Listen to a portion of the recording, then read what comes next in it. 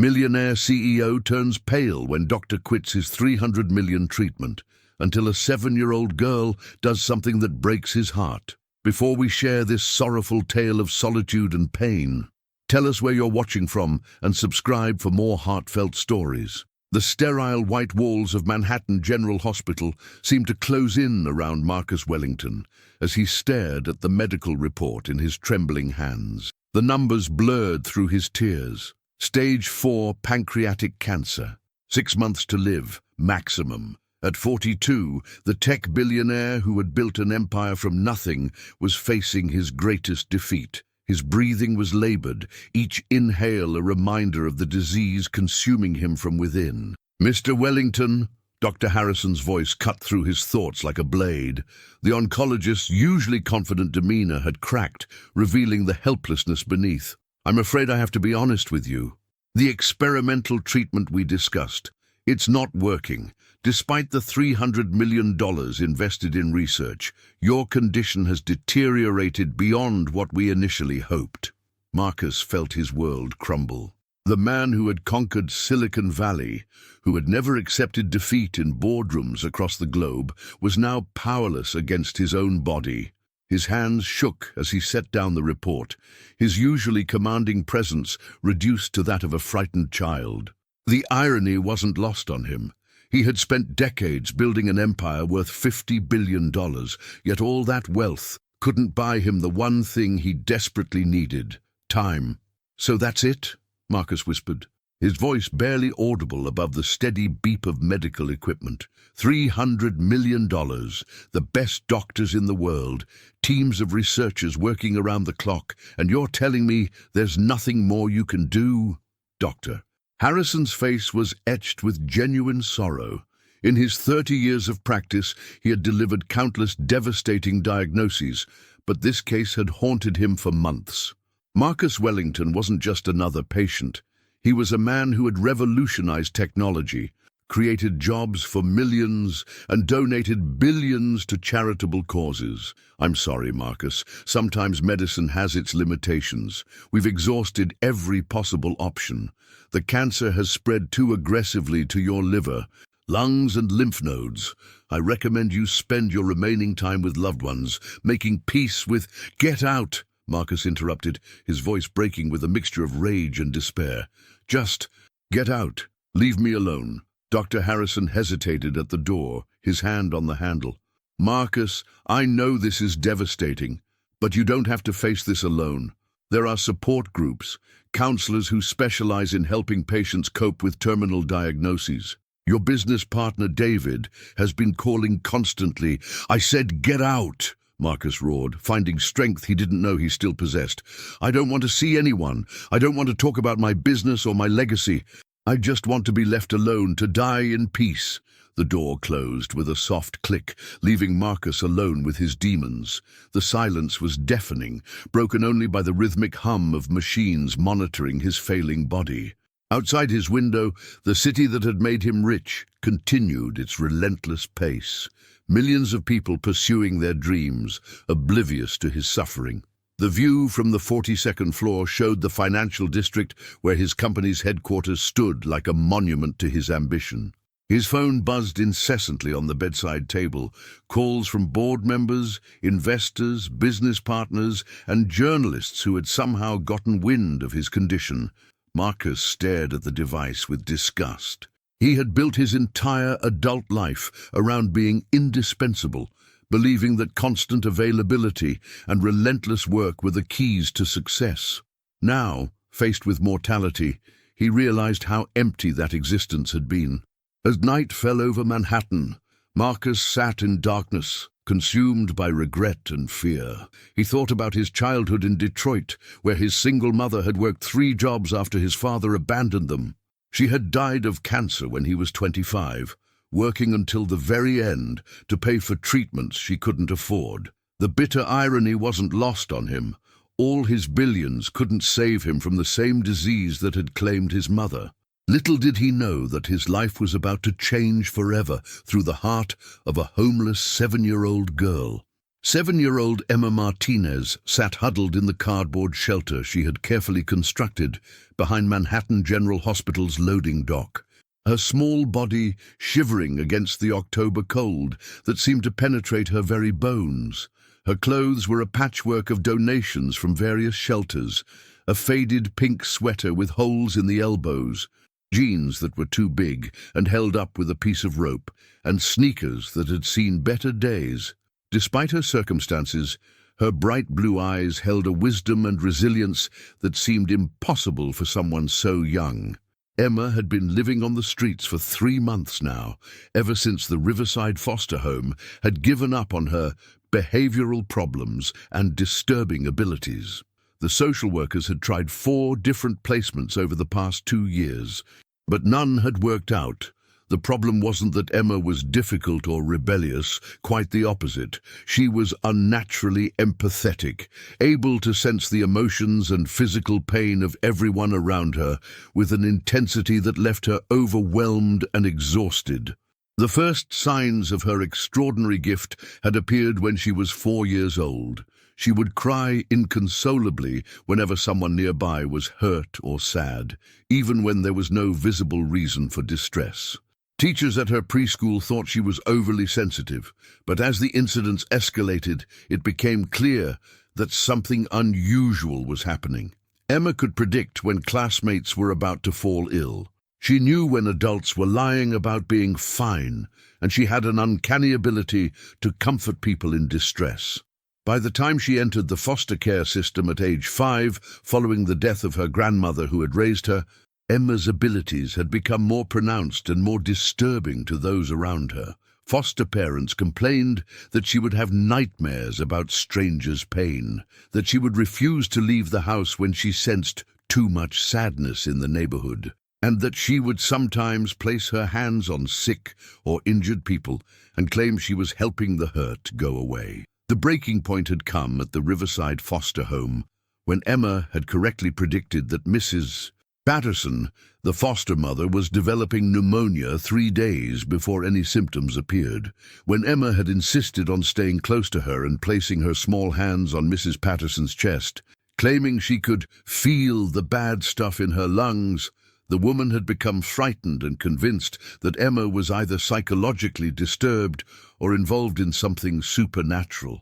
Tonight, as she wrapped herself in the thin blanket she had salvaged from a dumpster, something was different. The usual background hum of pain and suffering that emanated from the hospital was overshadowed by something much more intense.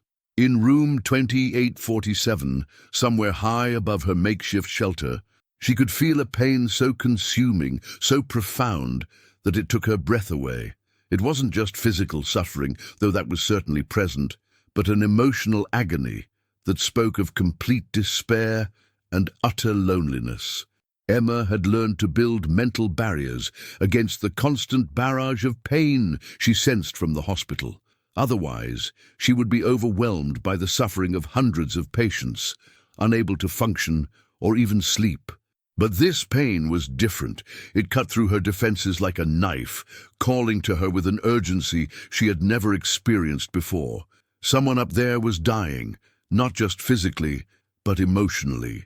And their anguish was so intense that it was affecting her own ability to breathe. The pull she felt toward room 2847 was unlike anything she had ever experienced. It wasn't just compassion or curiosity. It was as if an invisible thread was connecting her heart to the person in that room, drawing her upward with a force she couldn't resist.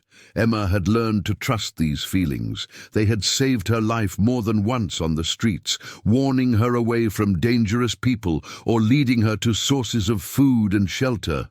Despite her fear of being caught and sent back to another foster home where she would be misunderstood and unwanted, Emma couldn't ignore the desperate call for help emanating from the 28th floor. Using the service elevator that the night cleaning staff used, she began her journey upward, knowing that someone up there was about to change her life forever. Marcus had been staring at the ceiling for what felt like hours, his mind cycling through the same devastating thoughts that had plagued him since Dr. Harrison's departure. The morphine had done little to dull the physical pain, and nothing at all for the emotional agony that threatened to consume him. He felt like a man drowning in the middle of the ocean, with no hope of rescue and no strength left to keep fighting the waves. It was nearly midnight when he felt it, a sudden, inexplicable warmth spreading through his chest. The sensation was unlike anything he had ever experienced, as if someone had lit a gentle fire in his heart that was slowly spreading throughout his body. The constant burning pain that had plagued him for months began to subside, replaced by something he hadn't felt in years, a profound sense of peace and comfort. Marcus sat up slowly, his brow furrowed in confusion. This wasn't the numbing effect of medication. He had experienced plenty of that over the past months. This was something else entirely, something that seemed to emanate from outside himself and flow into his very core. For the first time in weeks, he could take a deep breath without the sharp, stabbing pain that usually accompanied the simple act of breathing. A soft knock at his door made him freeze. It was nearly midnight, and the nursing staff had completed their rounds hours ago. The sound was gentle, almost hesitant, as if whoever was on the other side was afraid of disturbing him. "Come in," he called out, surprised by the strength in his own voice. The door opened slowly, and Marcus's breath caught in his throat. A small figure stepped into the pool of light cast by his bedside lamp, a child with tangled blonde hair that caught the light like spun gold, and clothes that had clearly seen better days. She couldn't have been more than 7 years old, and everything about her appearance suggested she was homeless. Her jeans were too big, held up by a makeshift belt, and her pink sweater was faded and full of holes. But it was her eyes that stopped Marcus cold, bright blue and filled with a mixture of fear, determination, and an ancient wisdom that seemed impossible in someone so young. "You're hurting," Emma said simply, her voice barely above a whisper but carrying a weight that made Marcus's chest tighten. "I can feel it from downstairs. It's really bad, worse than anything I've ever felt before." Marcus blinked in astonishment, his mind struggling to process what he was seeing and hearing. "How did you get in here? Are you lost? Where are your parents?" The questions tumbled out of him, driven by concern for this small stranger who had somehow made her way into his private room in the middle of the night. Emma's expression darkened, and she looked down at her worn sneakers. "I don't have parents," she said quietly. "I live outside, behind the big trucks where they bring supplies. But that doesn't matter right now." "You're dying, aren't you?" She looked up at him with those penetrating blue eyes, and Marcus felt as if she could see straight through to his soul. The directness of her question hit Marcus like a physical blow. Children weren't supposed to understand death, weren't supposed to be able to sense the approach of mortality with such clarity. How could you possibly know that?" he stammered, his voice catching in his throat. Emma took a tentative step closer to his bed, her small hands clasped in front of her. "I can feel things," she explained, her voice growing stronger as she spoke. "People's pain, their sadness, their fear. It's like I can hear their hearts crying, even when they're trying to be brave. Yours is the worst I've ever felt. It's not just your body that's sick, your heart is broken too." Marcus stared at this extraordinary child, unable to process what he was hearing. "You shouldn't be here," he said, though his voice lacked conviction. "It's not safe for a little girl to be wandering around alone at night. I should call security." "Please don't," Emma interrupted. And for the first time, her voice wavered with genuine fear. "They'll just send me back to another place where nobody wants me. I know I shouldn't be here, but I had to come. Something in my heart told me you needed help. And I think I might be able to help you." Something in her eyes made Marcus extend his hand. "What do you mean, you can help me?" The moment Emma's small fingers touched Marcus's hand, he gasped audibly. The sensation was unlike anything he had ever experienced in his 42 years of life. It was as if a river of pure warmth and healing energy was flowing from her hands into his body, carrying away the pain and poison that had been consuming him for months. The effect was immediate and profound. The constant nausea that had plagued him disappeared within seconds. The burning sensation in his abdomen, which had been his constant companion for so long that he had almost forgotten what it felt like to be without it, began to fade like morning mist. For the first time in what felt like years, Marcus could take a deep, full breath without the sharp, stabbing pain that usually accompanied the simple act of breathing.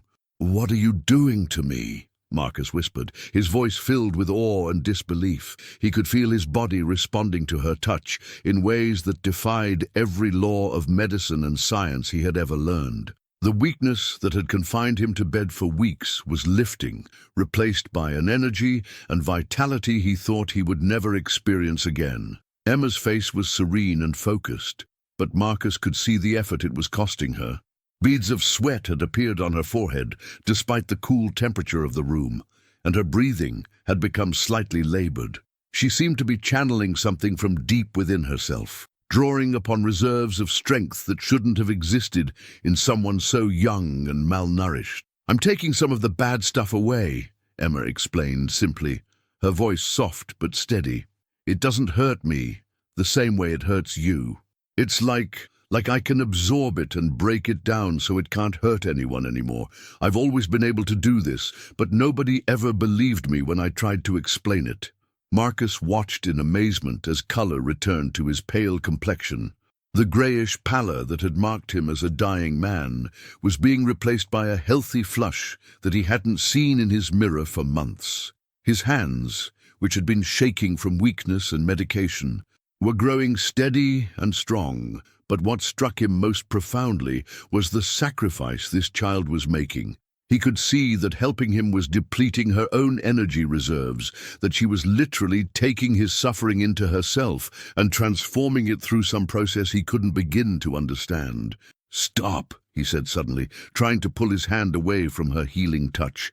"Emma, you're hurting yourself to help me. I can see it in your face. I can't let you do that. I won't let you sacrifice yourself for me." But Emma held on firmly, her blue eyes meeting his with unwavering determination. "It's okay," she said softly, her voice filled with a compassion that seemed too vast for her small body to contain. "This is what I'm supposed to do. I've been waiting my whole life to find someone who really needed my help, someone who was as alone as I am. The hurt doesn't stay in me. It just passes through me and disappears. But if I don't help you, it will stay in you forever." Those words hit Marcus harder than any physical pain ever could. This homeless child, who had every reason in the world to be bitter and selfish, who had been rejected and abandoned by everyone who was supposed to care for her, was sacrificing herself for a complete stranger. She had recognized something in him that he had barely acknowledged himself, the profound loneliness that came from building walls around his heart for so many years. "Tell me about yourself, Emma," Marcus said, his voice gentler than it had been in years. "I want to know everything. How long have you been living on the streets? What happened to your family?" Emma's concentration never wavered as she continued the miraculous healing process. But Marcus could see emotions flickering across her young face. "I've been outside for 3 months now," she said quietly. "Before that, I was in foster homes, but they always said I was too difficult. My grandmother raised me until I was 5, but then she got sick and died. She was the only person who ever believed in my gift." Marcus felt his heart breaking for this extraordinary child. She had faced more loss and rejection in her 7 years than most people experienced in a lifetime. Yet she had somehow maintained her capacity for love and compassion. As Emma's healing energy continued to flow through him, Marcus realized that something miraculous was happening, not just to his body, but to his soul. As Emma's healing energy continued to flow through him, Marcus felt not just his body being restored, but his entire perspective on life shifting. This child had shown him something he had forgotten in his decades of pursuing wealth and success. That true value came not from what you could accumulate, but from what you were willing to give away. She had nothing to gain from helping him, no ulterior motive, no expectation of reward. "Emma," Marcus said softly, his voice stronger than it had been in months, "I need you to know something. What you're doing for me right now isn't just saving my life. You're teaching me how to live. I've spent my entire adult life building walls around my heart, thinking that if I became successful enough, wealthy enough, powerful enough, I wouldn't need anyone.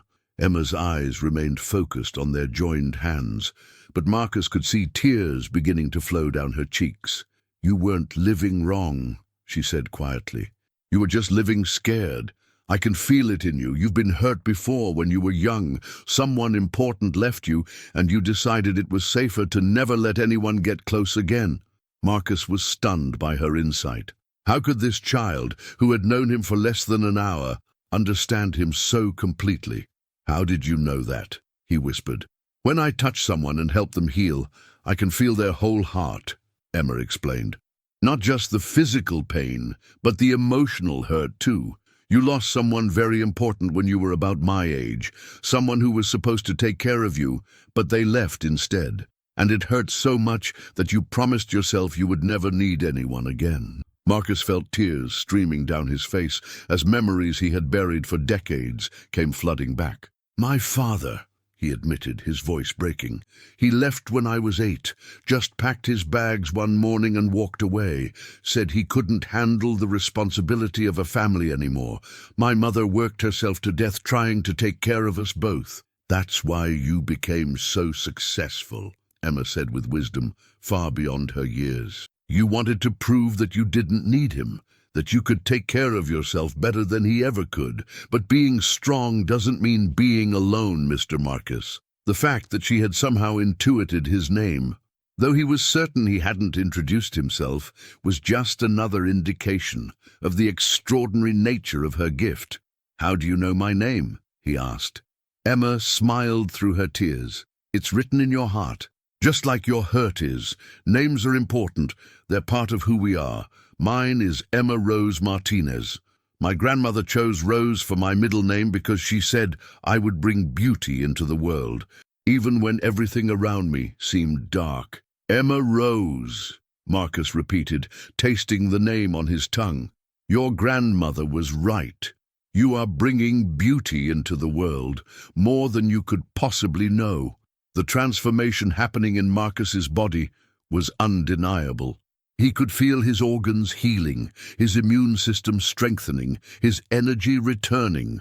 But more importantly, he could feel his soul awakening from the cold, empty state it had existed in for so many years.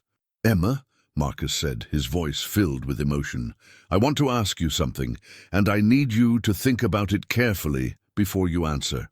When you're finished helping me heal, would you consider letting me help you? I don't want you to ever have to sleep behind trucks again. Would you like to have a real family?"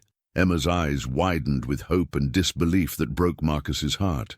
"You mean like adoption?" she whispered. "I mean exactly like adoption," Marcus confirmed. "Emma, in the past hour, you've shown me more love and selflessness than I've experienced in my entire adult life. If you'll have me, I would be honored to be your father." "I would like that more than anything in the whole world," Emma whispered, and Marcus felt his heart swell with an emotion so powerful it nearly brought him to his knees. As dawn broke over Manhattan, Marcus Wellington stood at his hospital window feeling more alive than he had in years. The impossible had happened. Emma's extraordinary gift had not only healed his body, but had awakened something in his soul that he thought was lost forever. The child was sleeping peacefully in the chair beside his bed, exhausted from the night's miraculous events, her small face serene despite everything she had been through. Looking at Emma's sleeping form, Marcus was overwhelmed by a protective instinct he had never experienced before. This brave little girl had risked everything to help him, and now it was his turn to ensure that she never faced hardship again. He had spent decades accumulating wealth and power, but none of it had prepared him for the profound responsibility he felt toward this extraordinary child. The door to his room burst open with unusual urgency, and Dr. Harrison entered with a team of nurses and medical technicians, all carrying tablets and looking deeply confused. Marcus's overnight vitals had triggered alerts throughout the hospital's monitoring system. but not the kind of alerts anyone was prepared to interpret. "Marcus," Dr. Harrison said, his voice a mixture of bewilderment and excitement, "I need you to explain what happened here last night. According to every monitor in this room, something extraordinary occurred around midnight. Your heart rate stabilized, your blood pressure normalized, and your oxygen levels reached heights we haven't seen since your admission." Marcus glanced at Emma, who was beginning to stir in her chair. "Doctor, I told you yesterday that I had met someone very special. This is Emma, and she's going to be my daughter." Dr. Harrison's eyebrows shot up as he noticed the sleeping child for the first time. "Marcus, where did she come from? How did a child get into your room in the middle of the night? Security protocols should have prevented—" "She found her way to me," Marcus interrupted gently. "And doctor, you need to see my latest test results. I think you'll find them very interesting." Dr. Harrison looked down at his tablet, scrolling through numbers that seemed to defy medical explanation. "Marcus, these readings can't be right. According to this data, your cancer markers have dropped to nearly undetectable levels. Your white blood cell count is normal, your liver function tests are perfect, and your lung scans show complete clarity. This is impossible." Emma opened her eyes slowly, blinking in the bright morning light. When she saw the crowd of medical professionals in the room, she instinctively moved closer to Marcus, seeking protection from these strangers who represented the adult world that had consistently failed her. "It's okay, sweetheart," Marcus said softly, reaching out to take her hand. "These are good people. They're doctors and nurses who help sick people get better." Dr. Harrison stared at the interaction between Marcus and Emma, his scientific mind struggling to process what he was witnessing. "Mr. Wellington, I need to understand what happened here. Yesterday, you were dying. Today, according to every test we've run, you appear to be in perfect health. In 30 years of practice, I've never seen anything remotely like this." Marcus looked at Emma, who nodded almost imperceptibly, giving him permission to share their story.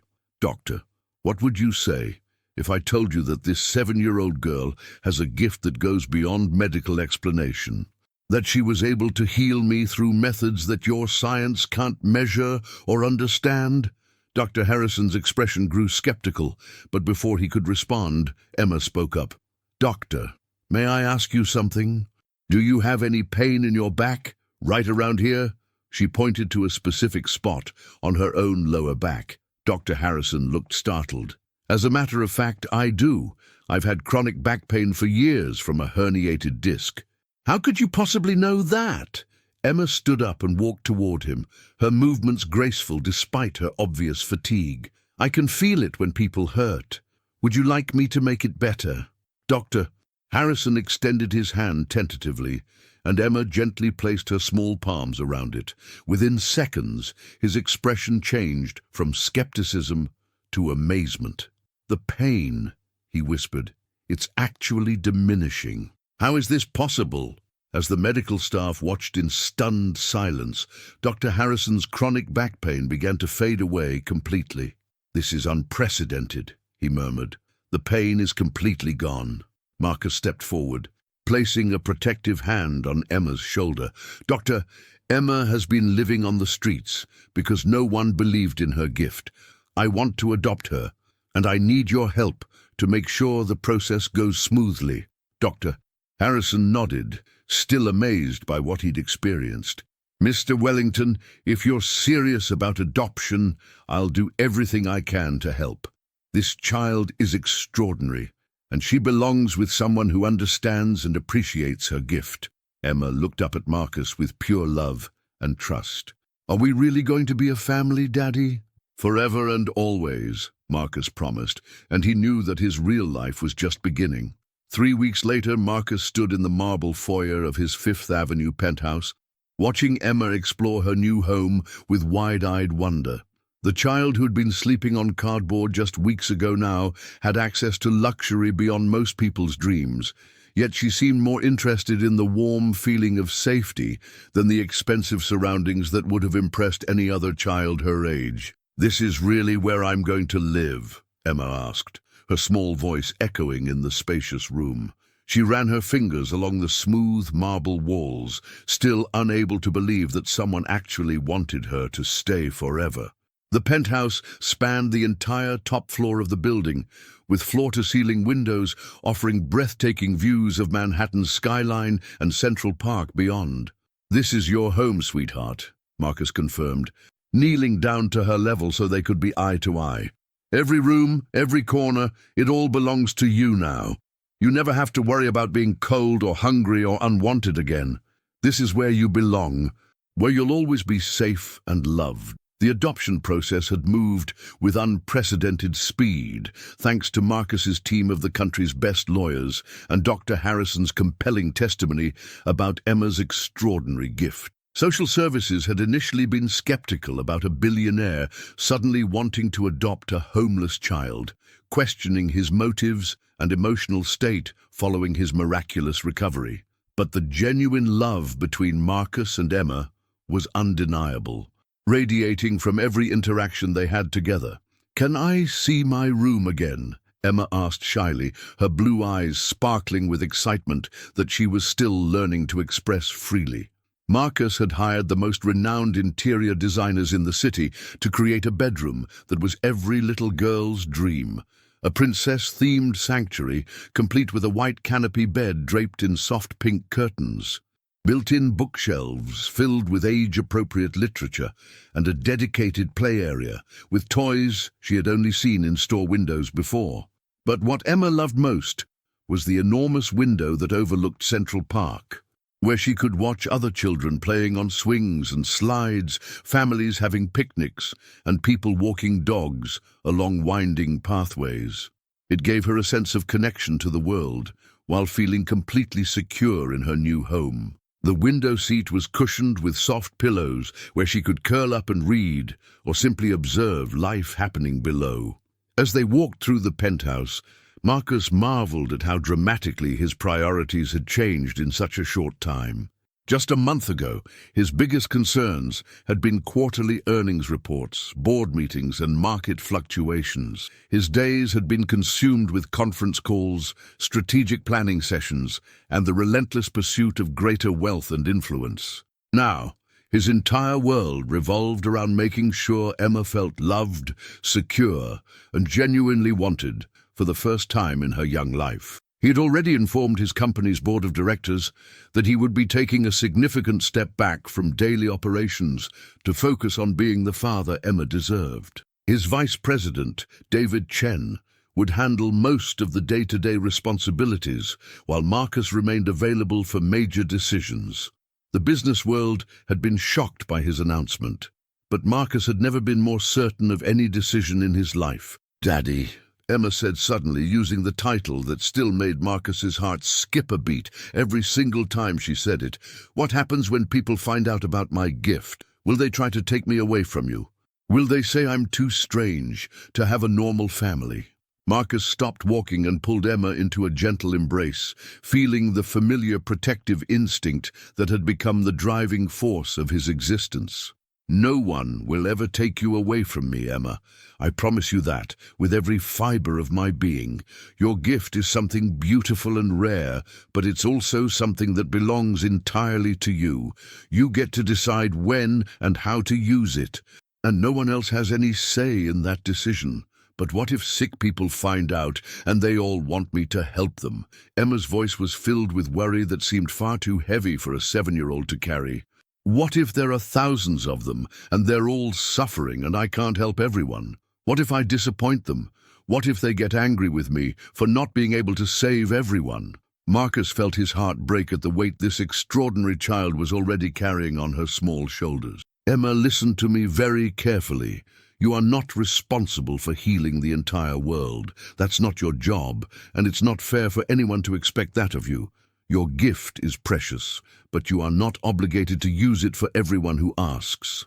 We'll make those decisions together as a family, and we'll only help people when it feels right to you." Emma nodded, seeming to understand on an intellectual level, but Marcus could sense her deep anxiety about the future and the moral complexity of having such an extraordinary ability. He had already made the firm decision to keep Emma's abilities private for as long as possible. wanting to give her the normal childhood she deserved before the world discovered what she could do. The penthouse staff, carefully vetted and bound by strict confidentiality agreements, had been instructed to treat Emma like any other child, though Marcus could see their amazement when they watched her interact with the world around her. Emma's empathy was so profound that she could sense the emotions of everyone in the building, from the doorman to the housekeeping staff, and she made a point of checking on anyone who seemed sad or troubled. "For now," Marcus said gently, leading Emma to the living room where they could sit together on the plush sofa. "Let's focus on just being a family. You're going to start school next week at Riverside Academy, one of the best schools in the city. You'll make friends, learn new things, experience what it's like to be a regular kid. And if you ever want to help someone with your gift, we'll talk about it together first, okay?" Emma smiled and hugged him tighter, her small arms wrapping around his neck with a fierceness that spoke of her deep gratitude and love. "I love you, Daddy. Thank you for saving me from the streets, for giving me a home, for wanting me even though I'm different." "You saved me first, sweetheart," Marcus whispered, his voice thick with emotion as he thought about how empty and meaningless his life had been before Emma entered it.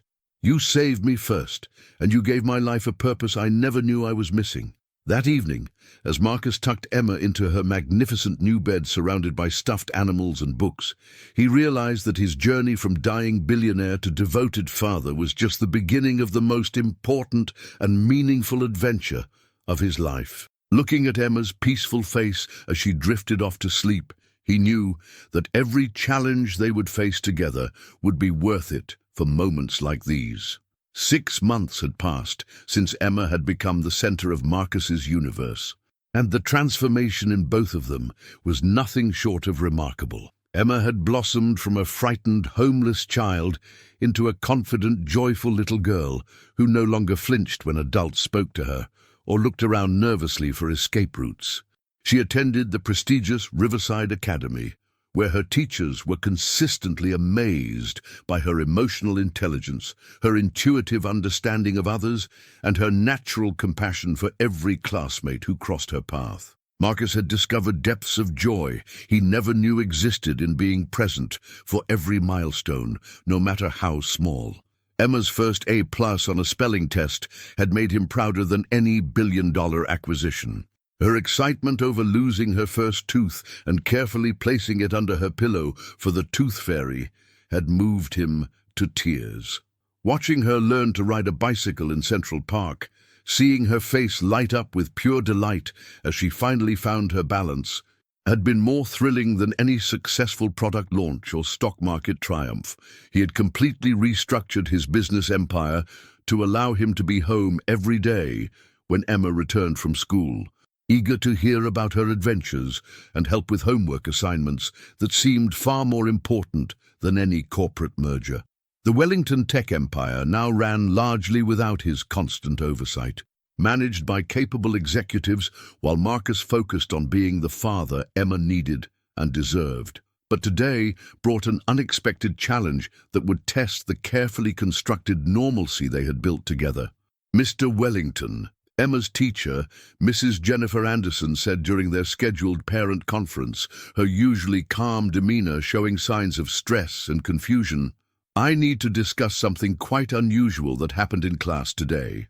During afternoon recess, one of Emma's classmates, Timothy Richardson, fell from the monkey bars and hurt his arm quite badly. The fall was significant. He landed awkwardly and was clearly in severe pain. Marcus felt his stomach tighten with familiar dread. They had discussed at length keeping Emma's gift private, but he knew how incredibly difficult it was for her to witness others in pain and resist the overwhelming urge to help. Her empathic abilities meant she literally felt others' suffering as if it were her own, making it nearly impossible for her to stand by and do nothing. "What happened then?" Marcus asked carefully, though he suspected he already knew the answer. "Well, that's the strange and honestly inexplicable part," Mrs. Anderson continued, her voice dropping to a whisper as if she was afraid someone might overhear. Timothy was crying hysterically and clearly in significant pain. I was about to call an ambulance and notify his parents, but Emma immediately ran to him, despite my calls for her to stay back, and placed her hands directly on his injured arm. Marcus glanced at Emma, who was sitting quietly beside him in the small chair, her eyes downcast and her hands folded in her lap, like a child who knew she was in trouble but wasn't quite sure what she had done wrong. "Emma, sweetheart, can you tell Mrs. Anderson what happened when you touched Timothy's arm?" Marcus asked gently, trying to keep any hint of accusation or disappointment out of his voice. Emma looked up with tears beginning to form in her bright blue eyes, her young face showing the weight of keeping such an enormous secret. "Timothy was hurting so bad, Daddy. I could feel it all through my body like electricity, like his pain was my pain. I know you said to be careful about using my gift, especially at school, but I couldn't just let him suffer when I could help him.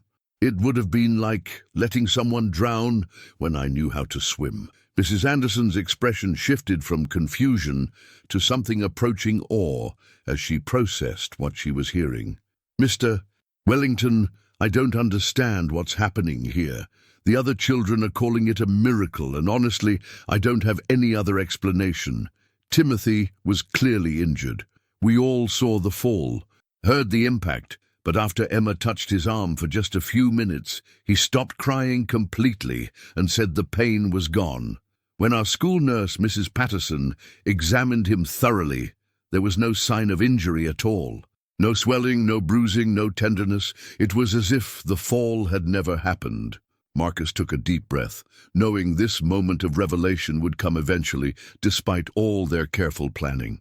"Mrs. Anderson, Emma has a very special ability that's difficult to explain and even harder to believe. She can sense when people are in pain, emotional or physical, and sometimes help them feel better through her touch. We've been trying to keep it private to give her as normal a childhood as possible." "A special ability," Mrs. Anderson repeated slowly, her teacher's mind trying to process information that challenged everything she thought she knew about the world. "Mr. Wellington, I've been teaching for 15 years, and I consider myself a rational, scientifically minded person. But what I witnessed today defied every medical and logical explanation I can think of. Are you saying your daughter has some kind of healing power? I know it sounds impossible, like something from a fairy tale or science fiction movie," Marcus said gently, reaching over to take Emma's small hand in his. "But Emma has a genuine gift that we're still learning to understand ourselves. She saved my life when I was dying of terminal cancer, and she's helped others as well. We're very careful about when and how she uses her ability, but sometimes her compassionate heart overrides her caution." Mrs. Anderson stared at Emma with new understanding, pieces of a puzzle suddenly clicking into place. "Is this why you always seem to know when other children are upset or hurt before anyone else notices? Last month, you told me that Sarah was sad about her parents' divorce before she had mentioned it to anyone, and you always know exactly what to say to comfort children who are struggling." Emma nodded shyly, relieved to finally be able to speak honestly about her experiences. "I can feel their feelings inside me, like their emotions are living in my heart too. Sometimes it's really strong and overwhelming, and I have to help them feel better, or it hurts me too much to bear. It's like being connected to everyone around me all the time." "This is absolutely extraordinary," Mrs. Anderson whispered, her voice filled with wonder and a touch of fear. "But Emma, you can't continue using your gift at school without the other parents knowing what's happening. Timothy's family is already asking questions about his miraculous recovery, and word is spreading among the children. Some of them are calling you an angel. Others are scared and don't understand what they witnessed." Marcus felt the familiar weight of responsibility settling heavily on his shoulders. The careful bubble of privacy they had constructed around Emma's abilities was beginning to crack, and he wasn't sure how to protect her from the inevitable attention and scrutiny that would follow.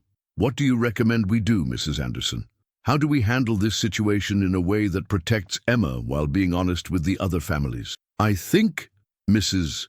Anderson said carefully, choosing her words with the precision of someone who understood the gravity of the situation, "that you need to seriously consider being more open about Emma's ability, at least with the school administration and the parents of children she's helped. Trying to hide something this remarkable and potentially beneficial might be more harmful than helpful in the long run, both for Emma and for the other children who could benefit from her gift." The drive home that evening was unusually quiet, with Emma staring out the window at the bustling streets of Manhattan, while Marcus wrestled with the implications of their conversation. Finally, Emma spoke up from the back seat, her young voice filled with uncertainty and worry. "Daddy, are you disappointed in me for helping Timothy? Are you angry that I used my gift when you told me to be careful?" Marcus immediately pulled the car over to the curb and turned around to face his daughter, his heart breaking at the thought that she might believe he could ever be disappointed in her for showing compassion. "Emma Rose Wellington, I could never, ever be disappointed in you for having such a beautiful, compassionate heart. You saw someone in pain and you helped them, even though you knew it might cause problems. That's exactly who you are, and it's the most beautiful thing about you. But now everyone's going to know about my gift," Emma said, her voice small and worried. "What if they don't understand? What if they're scared of me like the people at the foster homes were?" "Maybe that's not such a bad thing," Marcus replied, surprising himself with the realization that had been growing in his mind throughout the day. "Maybe it's time for the world to know just how special and amazing you are.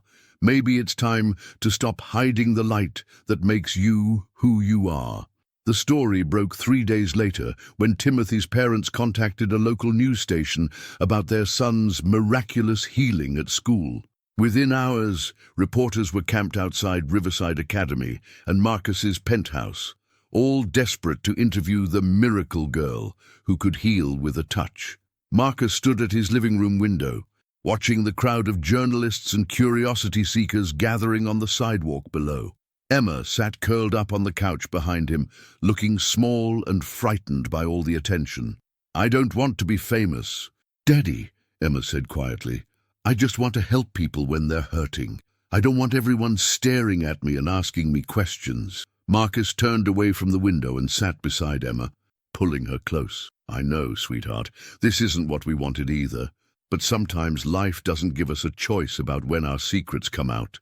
The phone had been ringing constantly since the news broke. Marcus's assistant had fielded calls from hospitals, research institutions, talk show producers, and even government agencies, all wanting to study or exploit Emma's gift. Marcus had refused every request, determined to protect his daughter from becoming a circus attraction. "Mr. Wellington," Dr. Harrison said as he was ushered into the penthouse by Marcus's security team, "I came as soon as I heard the news. How is Emma handling all this attention?" "She's scared," Marcus admitted, "and honestly, so am I. I don't know how to protect her from this media frenzy while still allowing her to use her gift to help people." Dr. Harrison knelt down in front of Emma, his voice gentle and reassuring. "Emma, do you remember when you helped me with my back pain at the hospital?" Emma nodded, a small smile appearing on her face. "You were surprised that I knew where it hurt." "I was amazed," Dr. Harrison confirmed, "and I want you to know that what you did for me changed my life. I've been pain-free for months because of your kindness. You have nothing to be ashamed of. But all those people outside want to use me like I'm some kind of machine," Emma said, her young voice filled with wisdom beyond her years. "They don't care about me. They just want what I can do for them." Marcus felt his protective instincts flare. "That's exactly why we need to be careful about how we handle this situation." Dr. Harrison had an idea. What if we created a controlled environment where Emma could help people but on her own terms? I could set up a special clinic where she could work with patients who truly need her help, but with strict limits on time and energy. "A clinic?" Emma asked, her interest piqued despite her fear. "A place where you could help sick children who are really suffering," Dr. Harrison explained, "but only when you feel ready and only for as long as you want to. No reporters, no cameras, just you helping people who need it most. Marcus considered the proposal. What kind of safeguards would be in place? I won't allow Emma to be exploited or overwhelmed. Complete privacy, medical supervision, and you would have final say over every aspect of her involvement, Dr. Harrison assured him. Emma's well-being would be the top priority. Emma looked up at Marcus with hope in her eyes. Could we really help sick kids, Daddy? Kids who are scared and hurting like I used to be? Marcus felt his heart swell with pride at his daughter's compassion. Even in the midst of her own fear and uncertainty, Emma was thinking about how she could help others. If that's what you want, sweetheart, then we'll find a way to make it work safely. I want to help, Emma said firmly, but I want to do it the right way. With you beside me. Dr. Harrison smiled. Then let's create something beautiful together, a place where healing and hope can flourish. As Marcus looked at his brave, compassionate daughter, he realized that their greatest challenges were still ahead of them. But with Emma's gift and their unbreakable bond, they could face anything the world threw at them.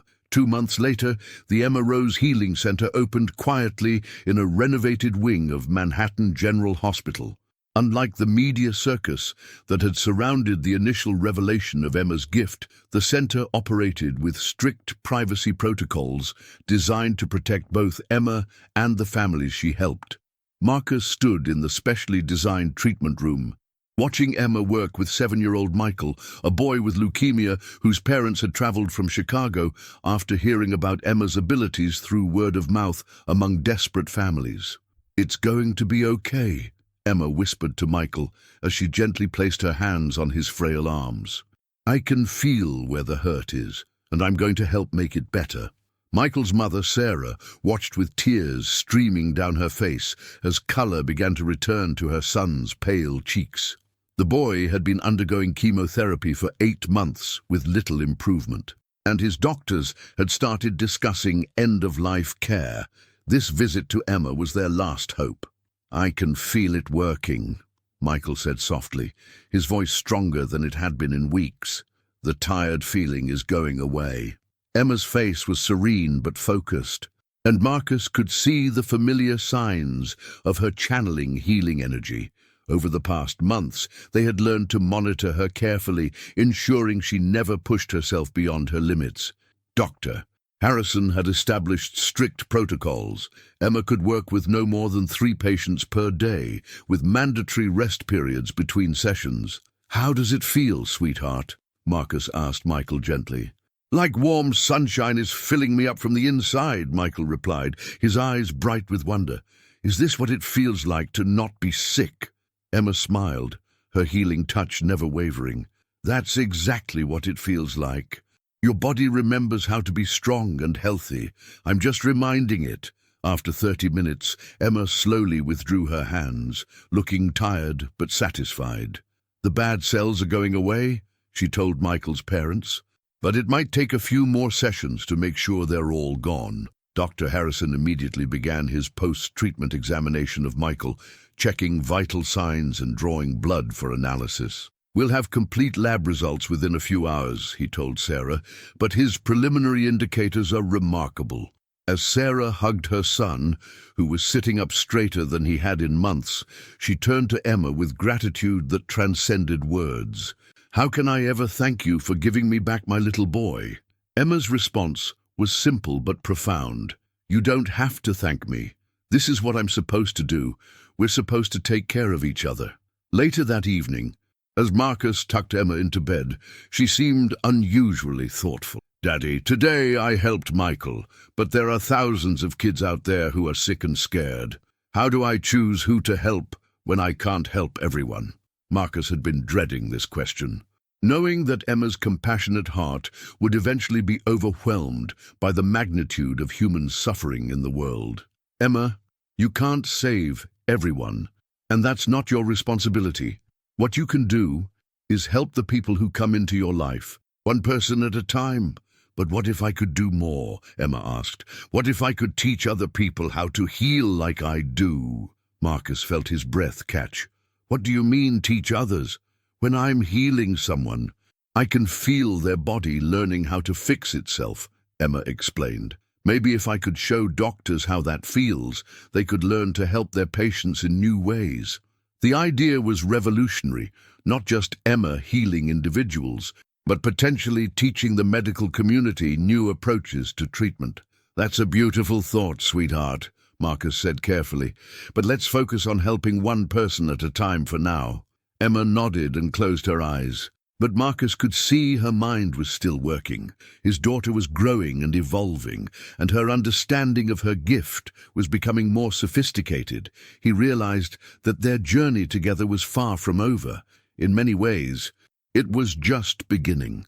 As he watched Emma sleep peacefully in her safe, warm bed, Marcus marveled at how far they had both come. The dying billionaire and the homeless child had found each other in their darkest hour and created something beautiful together. Now they were poised to touch countless other lives in ways they were only beginning to imagine. 1 year after Emma had saved Marcus's life, their story took an unexpected turn that would test everything they had built together. Marcus received a call that chilled him to the bone. Emma had collapsed during a healing session at the center and was unconscious in the emergency room. Marcus raced through the hospital corridors, his heart pounding with a fear more intense than anything he had felt during his own battle with cancer. When he burst into Emma's room, he found Dr. Harrison monitoring her vital signs while she lay pale and still on the hospital bed. "What happened?" Marcus demanded, rushing to Emma's bedside and taking her small hand in his. "She was working with a terminally ill teenager," Dr. Harrison explained grimly. "The boy had multiple organ failure, and Emma insisted on trying to help him despite our concerns about the severity of his condition. She pushed herself too far." Marcus felt his world tilting. "Is she going to be okay?" "Her vitals are stable, but she's completely drained," Dr. Harrison said. "Marcus, I think Emma's gift comes with a cost we haven't fully understood. She's been absorbing more and more severe illnesses, and it's taking a toll on her own system." As if hearing their conversation, Emma's eyes fluttered open. "Daddy?" she whispered weakly. "I'm here, sweetheart," Marcus said, fighting back tears. "How do you feel?" "Tired," Emma admitted. "But Daddy, I saved him. Tommy was dying, and now he's going to live." I could feel his body learning how to be strong again. Marcus's heart swelled with pride and terror in equal measure. His daughter's compassion knew no bounds, but it was literally killing her to help others. "Emma, you can't keep pushing yourself like this. I won't lose you." "But people need me," Emma protested weakly. "I can't just stop helping when I know I can make them better." Dr. Harrison stepped forward. "Emma, your father is right. We need to establish stricter limits on your healing sessions. Your body needs time to recover between treatments." Emma struggled to sit up, her young face showing determination despite her obvious exhaustion. "Dr. Harrison, what if I told you I think my gift is changing, getting stronger?" "What do you mean?" Marcus asked, concerned by the implications. "When I was helping Tommy, I didn't just heal his organs," Emma explained. "I could see into his DNA, into the very building blocks of his body. I think I'm learning to fix things at a deeper level than before." Dr. Harrison and Marcus exchanged worried glances. If Emma's abilities were evolving and becoming more powerful, the risks to her own health could be increasing as well. "Emma," Marcus said gently, "I need you to promise me something. No more healing sessions until we understand what's happening to you. I won't risk losing the most important person in my life." Emma's eyes filled with tears. "But what about all the sick children who need help? What about their parents who are as scared as you were when you were dying?" Marcus felt his heart breaking. His daughter's greatest strength, her limitless compassion, was also her greatest vulnerability. "We'll find a way to help them, Emma, but first we need to make sure you're safe." "Mr. Wellington," Dr. Harrison said quietly, "I'd like to run some comprehensive tests on Emma. We need to understand how her gift works and what toll it's taking on her body." Emma nodded weakly. "Okay, but promise me we won't stop helping people forever. This gift, it's not mine to keep to myself." As Marcus held his daughter's hand, he realized they were facing their greatest challenge yet. Emma's extraordinary abilities were growing stronger, but so were the risks. He had gained a daughter and discovered the meaning of true love, but now he faced the possibility of losing everything that mattered most. "We'll figure this out together," Marcus promised Emma. "We always do." But as he watched his brave, selfless daughter struggle with exhaustion from helping others, Marcus wondered if love alone would be enough to protect her from the very gift that made her so special. 3 months of extensive testing had revealed the truth about Emma's extraordinary gift, and the results were both miraculous and terrifying. Dr. Harrison called Marcus and Emma into his office to discuss the findings that would change their understanding of everything. "Emma," Dr. Harrison began gently, "the tests we've run show that your ability to heal others isn't just supernatural, it's biological. Your body produces unique neural proteins that can somehow transfer to others through touch, triggering their natural healing responses." Emma listened intently, her 8-year-old mind working to understand the scientific explanation for something she had always known intuitively. "Does that mean I'm different from other people?" "You're extraordinarily rare," Dr. Harrison confirmed. "But Emma, there's something else. Your gift appears to be growing stronger, but it's also requiring more energy from your own body. Each time you heal someone, you're giving them part of your own life force." Marcus felt his blood run cold. "Are you saying that Emma's healing others is shortening her own life?" "Not exactly," Dr. Harrison said carefully. "But we've discovered that Emma's body ages slightly each time she performs a major healing. The more severe the illness she treats, the greater the cost to her own system." Emma reached for Marcus's hand, sensing his fear. "Daddy, does this mean I have to stop helping people?" Before Marcus could answer, Dr. Harrison continued, "There's something else you both need to know. Emma, your DNA shows markers that suggest your gift might be hereditary. It's possible that this ability has existed in your family line for generations." "My grandmother," Emma whispered, her eyes widening with understanding. "She always said our family was special, that we were meant to help others, but she never told me she could heal people too." Marcus felt pieces of a puzzle clicking into place. "That's why your grandmother was the only one who believed in your gift. She had experienced it herself. The question now," Dr. Harrison said, "is what we do with this information. Emma's abilities could revolutionize medicine, but using them extensively could significantly impact her own health and longevity." Emma was quiet for a long moment, processing everything she had learned. Finally, she spoke with a wisdom that continued to amaze the adults around her. "I understand that helping people costs me something, but Daddy, wouldn't it be worse to have this gift and not use it when people are suffering?" Marcus felt tears streaming down his face as he looked at his extraordinary daughter. "Emma, I can't bear the thought of losing you. You've given my life meaning, and I want to have you with me for as long as possible. But I'm not really living if I'm not helping people," Emma replied simply. "This gift chose me for a reason. Maybe it's not about how long I live, but about how much good I can do while I'm here." Dr. Harrison leaned forward. "There might be a compromise. What if we limited Emma's healing sessions to only the most critical cases, children who are definitely going to die without intervention? And what if we space them out more, giving her body time to recover between sessions?" Emma nodded eagerly. "I could live with that, knowing I can help the kids who need it most, even if I can't help everyone." Marcus struggled with the decision that would define the rest of their lives together. On one hand, he wanted to protect Emma and give her a long, normal life. On the other hand, he knew that asking her to suppress her gift would be like asking her to stop being who she truly was. "Okay," Marcus said finally, his voice thick with emotion. "But we do this together with strict medical supervision, and the moment I think it's too much, we stop. Deal?" Emma threw her arms around his neck. "Deal, Daddy. Thank you for understanding that this is who I'm supposed to be." As they left the hospital that day, Marcus realized that their journey together had come full circle. Emma had saved his life and taught him the meaning of love and sacrifice.